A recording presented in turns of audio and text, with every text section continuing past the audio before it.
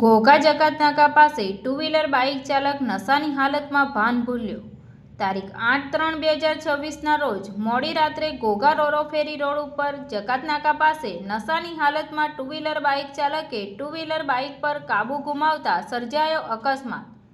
ઘોઘા રોરો ફેરી road ઉપર જકાતનાકા પાસે two wheeler bike ચાલક સુરેશભાઈ ઉર્ફે નાજો ભીખાભાઈ મેર નશાની હાલતમાં ટુ વ્હીલર બાઇક ઉપર કાબુ ગુમાવતા સર્જાયો અકસ્માત તેમજ આ અકસ્માતને લઈ તાત્કાલિક ઘોઘા પોલીસ કાફલો ઘટના સ્થળે પહોંચ્યો।